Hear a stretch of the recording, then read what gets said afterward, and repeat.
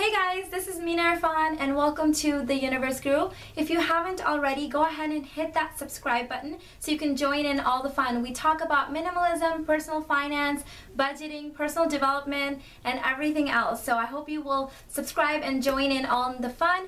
I'm a life coach and today we'll be talking about shopping habits and how to break them.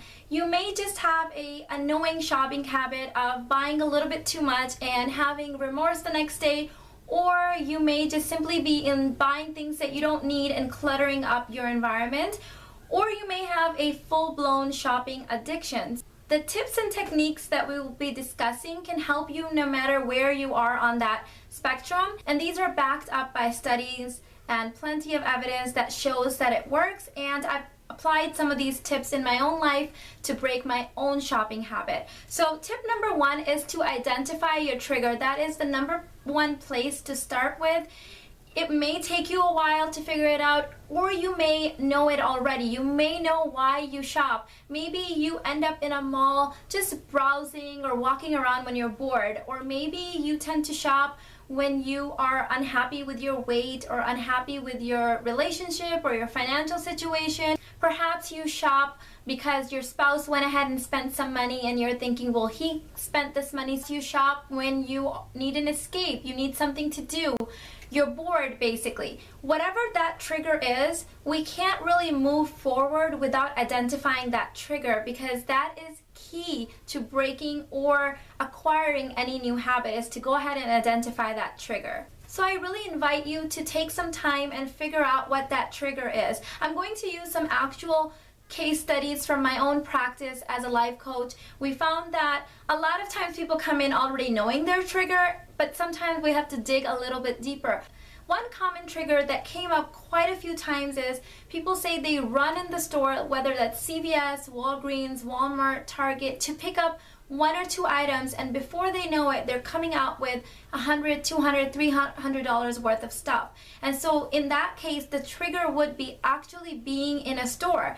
And what I advise in that scenario is to go ahead and see what things you run out of quite often. Perhaps it's toothpaste or shampoo or deodorant, whatever that item is for you, and buy multiples of it at the same time. And I know this may go against minimalism if you're coming and joining me from that train of thought where you don't like the idea of storage and stuff, but I say if you have a shopping addiction that you're trying to break, it's okay to go ahead and stock up. Get 5 tubes of toothpaste at a time if you know that you're going to run out every month and you'll be in that store and you'll be picking up on many different items that you really don't need. One thing that I've done in my own life that really helped with that is so Amazon Subscribe and Save is basically a free service that Amazon offers, and you put your repeat items that you run out of quite often on auto delivery, and they give you 5% off up to 5 items, and if you reach 5 items or more in one given delivery, they'll give you 15% off. So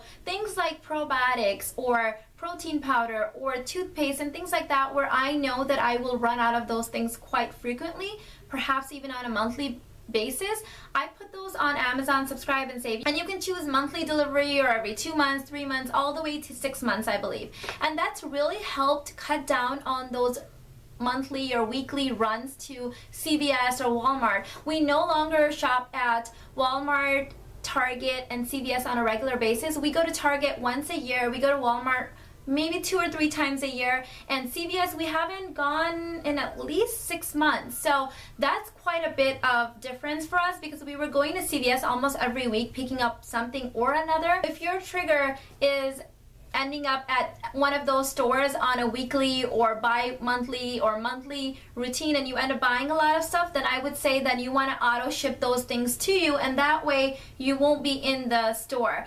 And the whole premise of this technique is that you find your trigger, you notify what the routine is that leads to shopping, and you replace that routine. So if your trigger is boredom, your routine is going to the mall, then you have to replace that routine with something else every time that trigger happens. So let's use a couple different examples and kind of see this in practice.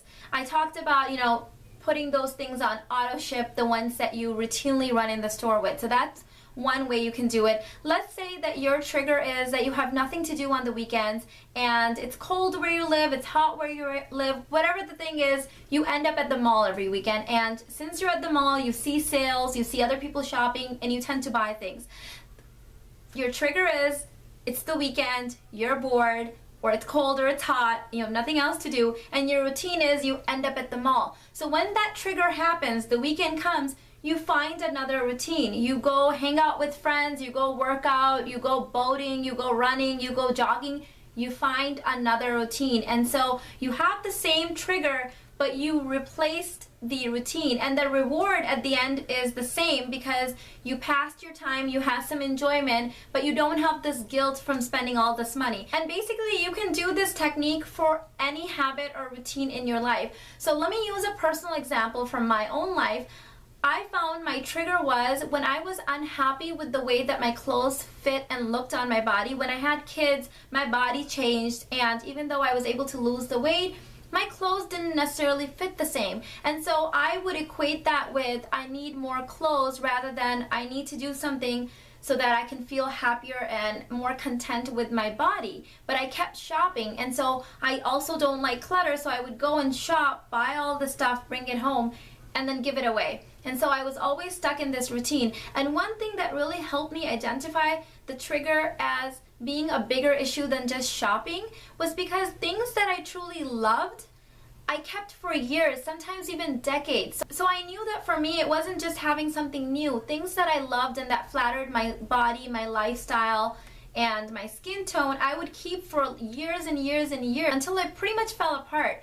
So once I was able to identify my trigger is buying things or having things that didn't suit my body, that didn't suit my lifestyle, that didn't flatter my skin tone, I knew what the problem was. And so I replaced shopping with, you know what, I'm going to work out, I'm going to make sure that I get into a better headspace, and that way I will have more self-esteem, and I will know that when I purchase things, they really are needed, they suit my lifestyle, and they work with my body. And it worked wonders. If you guys have read my book, then you know that that's something that I talk about in how I was able to gain confidence and happiness through changing the issues with my body and self-esteem by working out and eating right and getting in a happier place mentally, and all of a sudden I didn't need to shop. And maybe your trigger is financial worries and you use shopping as an escape for that. Well, obviously that's not going to help you. That's going to make you go deeper and deeper and deeper into your financial issues. So one way to address that is to become more educated and maybe seek out that financial information. Maybe find some friends or some meetup groups or some community college courses or things like that that would empower you. Read some books, listen to audiobooks, watch YouTube videos. Learn and equip yourself with whatever information you need so that you can break away from your trigger. I promise you, you will not only be able to gain control of your shopping habits, but you will be able to use that same technique in other areas of your life. Whether you're trying to get rid of a habit or acquire a new, better habit, this works in all aspects and all areas of your life. I hope you found this video helpful. If you did, please go ahead and share it on your social media. Like and comment and let me know if you like such videos. If I get enough likes, I will be sharing more coaching videos. If you need more personal one-on-one coaching, go ahead and email me at the email address below and I'll be happy to work with you. And I'll catch you guys later. Bye!